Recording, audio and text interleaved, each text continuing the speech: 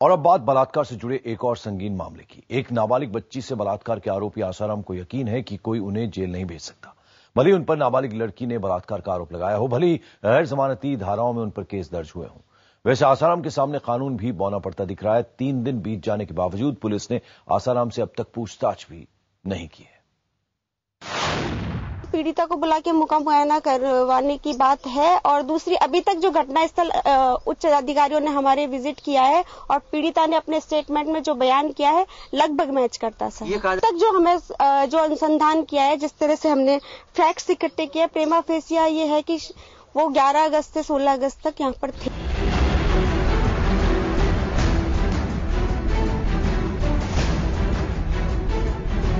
आसाराम पर बलात्कार का आरोप, 16 साल की लड़की ने लगाया आरोप। जोधपुर के आश्रम में हुआ बलात्कार, आखिर कितनी सच्चाई है इस आरोप में?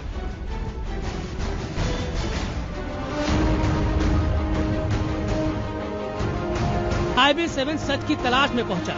जोधपुर से तकरीबन 20 किलोमीटर दूर एक फार्म हाउस में, यहीं पर बना है आसाराम के रहने के लिए यह आश्रम। शहर के शोरगुल से दूर, बेहद शांत और आलीशान। हमारे सामने पहला सवाल ये था कि आसाराम पर बलात्कार का आरोप लगाने वाली लड़की क्या इस फार्म हाउस में आई थी? अगर वो यहाँ आई थी तो कितने दिन रही? मड़ाई के इस फार्म हाउस के मालिक से हमें इसका जवाब मिला। कितने लोग आए थे जो आरोप लगा रहे थे?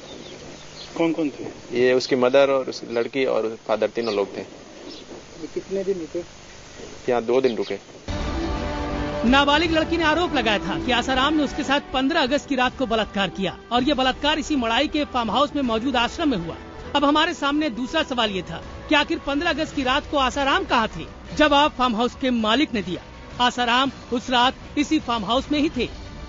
बापूजी 11 तारीख को यहाँ आए थे, 16 तारीख तक रुके थे। 16 तारीख 11 बजे तक। जो भी ये पीड़ित परिवार आरोप लगा रहा है वो एकदम सरासर गलत है। आसाराम इस आश्रम में बनी एक कुटिया में रुके थे। यही है वो कमरा जहां आसाराम रुके थे। हमने बुधवार को आसाराम की प्रवक्ता नीलम दुबे से बात की थी। उनका दावा था आसाराम कभी अकेले नहीं रहते। बापू के साथ अगर आप 24 घंटे बापू को ऑब्जर्व करें तो बापू कभी अकेले रहते ही नहीं है। तो जब बापू अकेले ही नहीं है, कभी पूरे ग्रुप में रहते हैं, लाखों लोग होते हैं, हजारों लोग होते हैं, हजारों लाखों लोगों के बीच में ये मामला हो भी कैसे सकता है? जरा ये सोचिए आप। इसका जवाब भी हमें फार्म हाउस के मालिक से मिला। उसके मुताबिक इस फार्म हाउस में आसाराम एक अलग कुटिया में रहते हैं और रात को वहाँ किसी का भी आना जाना मना है। एंट्री किसी की नहीं थी कुटिया के अंदर, खाली एक रसोईया रहता था। जो भी भक्त लोग आते थे गेट के बाहर रुकते थे। नाइट को वापस लौट लॉक लग जाता सत्संग पूरा होने के बाद। तो अब देखते हैं कि आखिर नाबालिग लड़की के आरोप क्या है। आरोप के मुताबिक 14 अगस्त को लड़की अपने माता पिता के साथ मड़ाई के इस फार्म हाउस में आई थी। 15 अगस्त की रात को पीड़ित लड़की को अनुष्ठान के नाम पर माता पिता से अलग दूसरी कुटिया में ले जाया गया और आसाराम ने यहाँ इसके साथ बलात्कार किया। उसे जान से मारने की धमकी दी, जुबान बंद रखने को कहा। बोलने पर छिंदवाड़ा में पढ़ने वाले उसके भाई और माता पिता को जान से मारने की भी धमकी दी गई।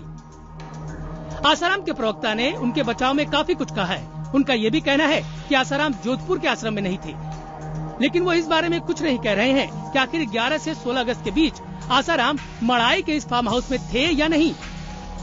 लड़की कहती है जोधपुर में उसके साथ दुष्कर्म हुआ है, रहने वाली शाहजहांपुर की है, तो रिपोर्ट दर्ज करती है कमला मार्केट दिल्ली में। ये तीनों बातें आपस में मैच नहीं करती। बात है 15 तारीख की, FIR दर्ज होती है 20 तारीख को।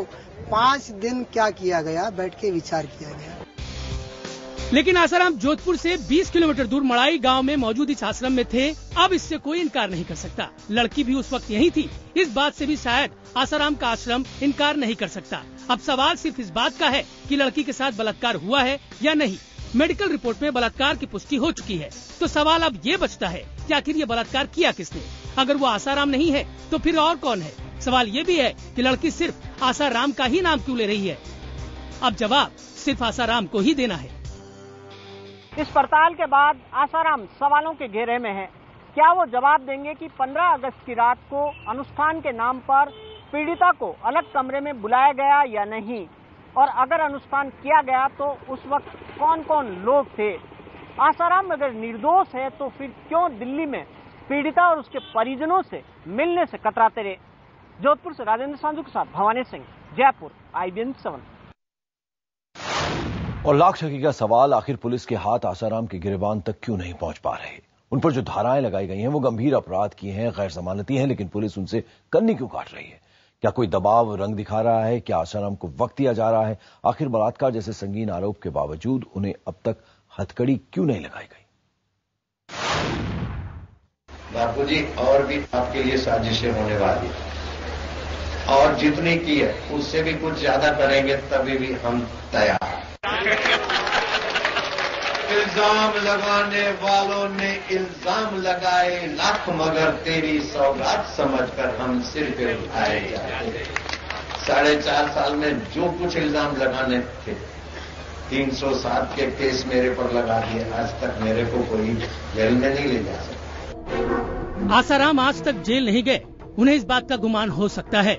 तमाम आरोपों के बावजूद उनका कुछ नहीं बिगड़ा है। तो क्या इस केस का भी यही हश्र होगा?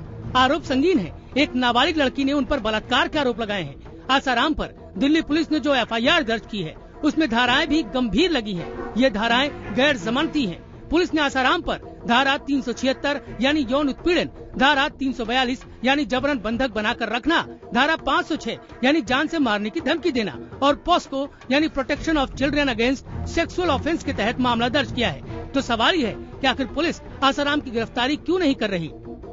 जबलपुर का जो ऑफिशियल कार्यक्रम है उसके बाद बिल्कुल 16 तारीख तक रुके थे। ये तथ्य सामने आया है। वो लड़की विद हर पेरेंट्स आए थे, ये स्वीकार किया है। दिल्ली में 16 दिसंबर को हुए गैंगरेप की घटना के बाद पोस्को यानी कि protection of children against sexual offence act बनाया गया था।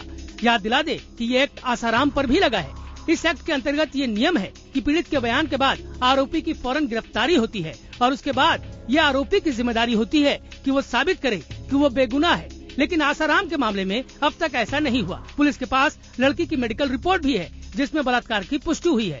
वैसे इस मेडिकल रिपोर्ट पर आसाराम का आश्रम भ्रम फैलाने में जुटा हुआ है। उनके आश्रम का कहना है कि मेडिकल रिपोर्ट में बलात्कार की पुष्टि नहीं हुई है। मामला नाबालिग से यौन शोषण का है, वो भी एक बड़े धर्मगुरु द्वारा। इस मामले में निश्चित तौर पर पुलिस की कसौटी होने वाली है, खासकर ऐसे में जब आसाराम बापू हमेशा की तरह कानून को ताक पर रखते आए हैं। कैमरामैन कुमार सिंह के साथ जनक दवे, अहमदाबाद, IBN 7।